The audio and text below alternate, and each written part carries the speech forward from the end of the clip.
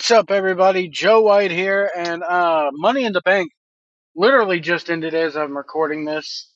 And I gotta tell you guys, this pay per view had its good points, a lot of good points, and it also had a couple bad points that bring down the score for me. If I had to give this a letter grade, B plus, solid B plus. You know what? After further reflection, that main event put it into the A category, and we'll get why it put it into the A category for me as we go along here. This, of course, is my Money in the Bank 2024 reactions and review and results and whatever you want to call it. Oh golly, we opened up the show with the men's Money in the Bank match. Um, This match was crazy. Not as crazy as one might think, but it was good nonetheless. It was good for a ladder match. Um, Nobody really did anything really huge. Nobody went through a bunch of tables like what we would see later. Um, but I expected a lot of shenanigans in this match. I thought CM Punk would get involved. That's here.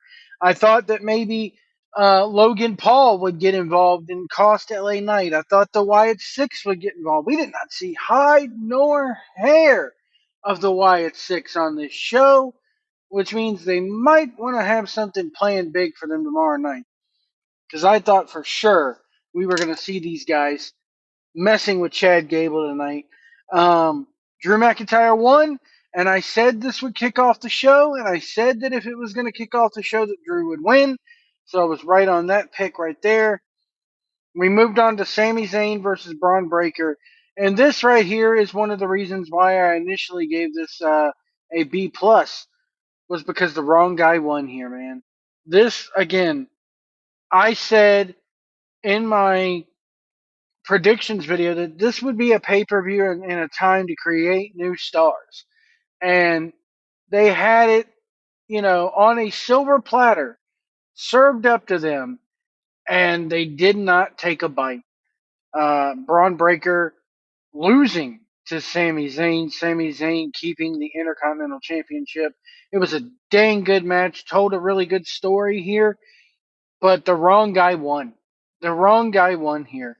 Really, really, I mean, just because you're in Canada or just because you're in somebody's home country doesn't mean that they need to win the title. Now, with that being said, I, I don't. I think that maybe Gunther is going to win that belt. Um, but we'll get to that later on. I'm curious. I think that I seriously think that Gunther is going to be winning that title at SummerSlam by hook or by crook. Um,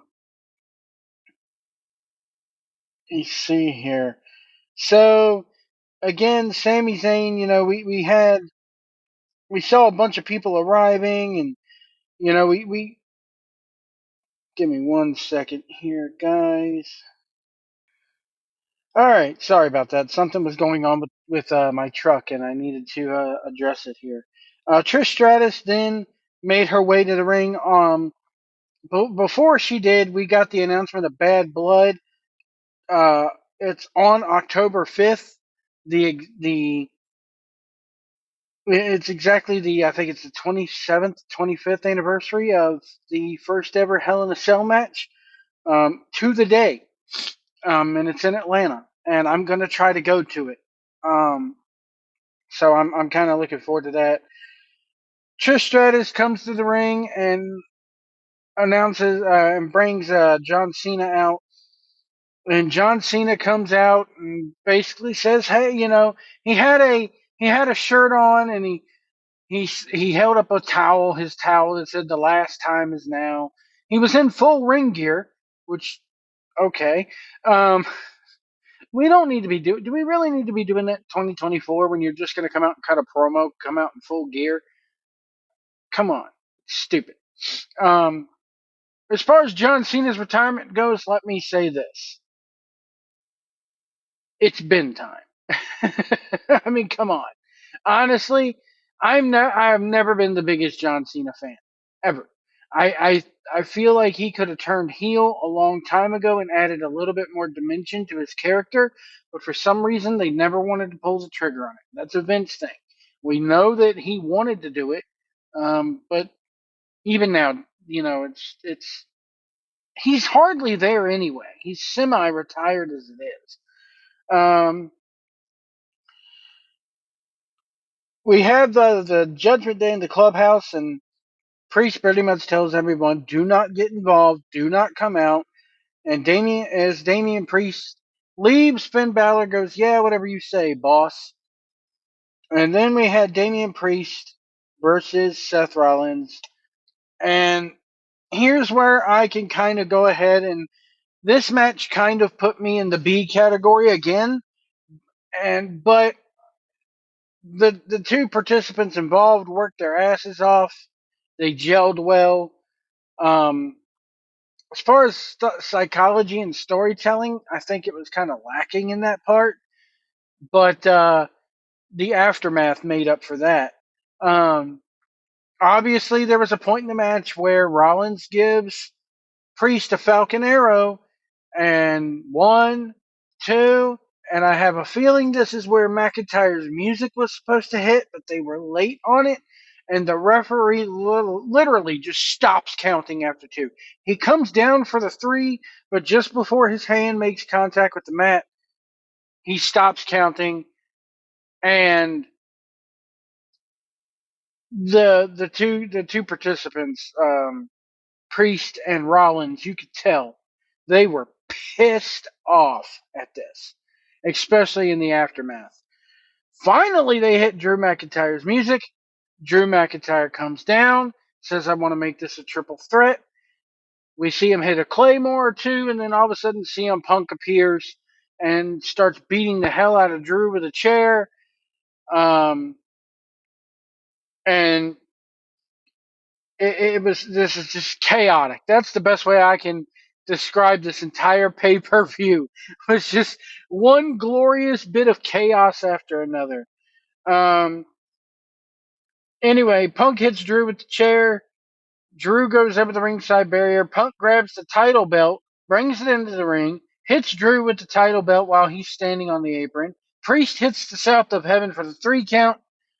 Your winner without any well, I mean, you can't say without any interference because once again, even though it was made a triple threat match, once again, Damian Priest by hook or by crook won by interference. You can't. It doesn't matter who interfered. The fact of the matter was, an outside force contributed into Damian Priest retaining the title yet again. After the match, Damian Priest walks away, and then you have Drew just seething in the ring, and also renewing their feud here. Uh, Seth Rollins is mad because hey, you cost me the belt now, and Punk, I like how Cole was calling him Phil. Phil, what are you doing, Phil? And he's like, my job. I'm just going to work, and he's sitting cross-legged on the announce table with the title in his lap, and yeah, not the way I would have done it, but it was a good way. We all knew it was coming. It was not what, but how, and they did it better than I could have hoped for. The triple threat deal was actually pretty refreshing. But that missing that 3 count and not being able to hit the music really brung this pay per view down for me. WWE is like the best in the world when it comes to, pardon the pun, when it comes to production, and they don't flub like this often. This does not happen often for them.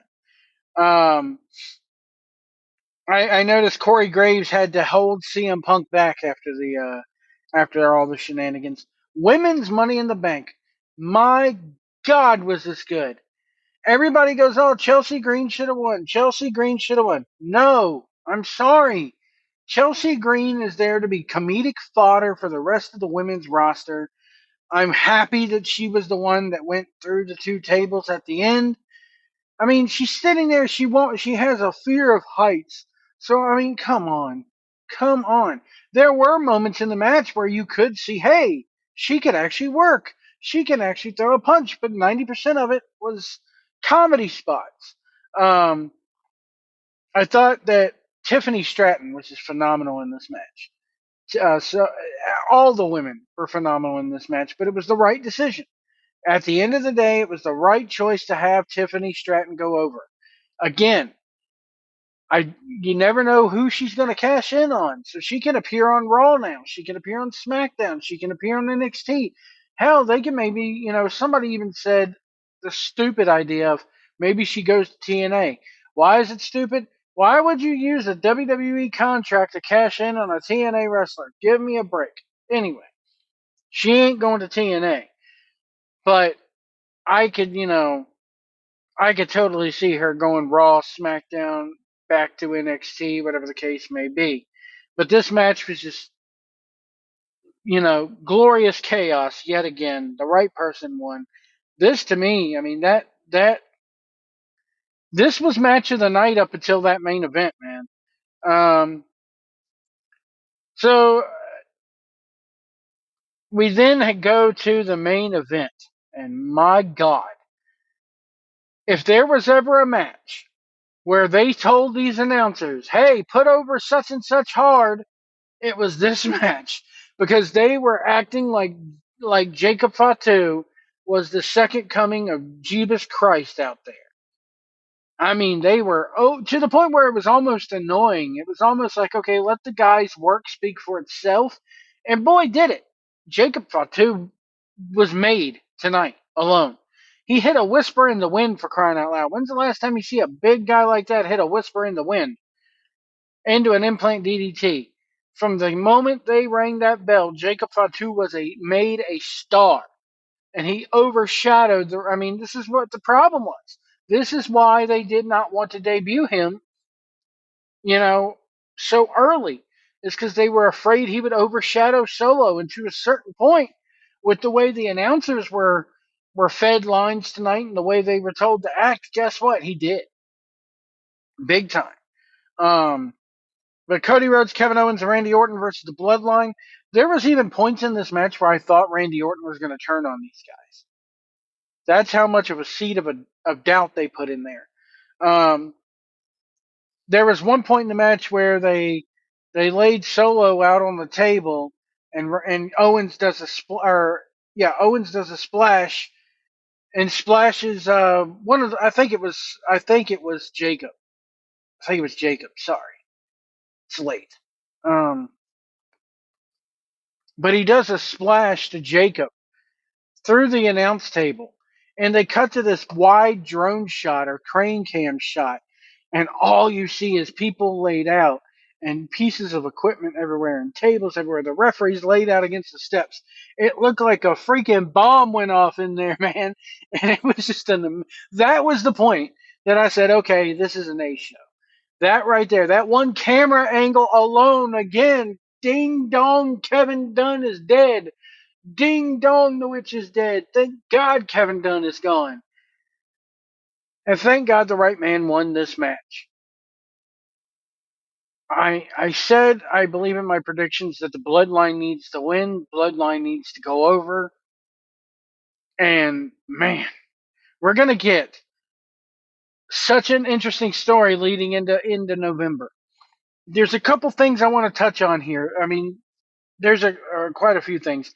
John Cena mentioned Raw going to Netflix, and he said he's going to be there for that. So we already have our first big quote unquote surprise for the first Raw on Netflix, which I think is happening at the first of the year. It's the first Raw of the new year. Let me go ahead and check and see what date that is. That would be January 6th. Wow. Okay. What a day. Anyway, speaking of which, Corey Graves. Did anybody catch the Joe Biden joke that Corey Graves laid out there tonight, saying he had 100-degree fever and he was losing his voice at the end of the night? So I wouldn't be surprised if he really was sick. But Monday, January 6th, October 25th, I believe, is when SmackDown comes to USA Network. Um, So John Cena saying he's going to be there. He's pretty much said he's going to be there off and on through WrestleMania. He's definitely going to be there starting at the Royal Rumble. He's already declared himself for the Royal Rumble.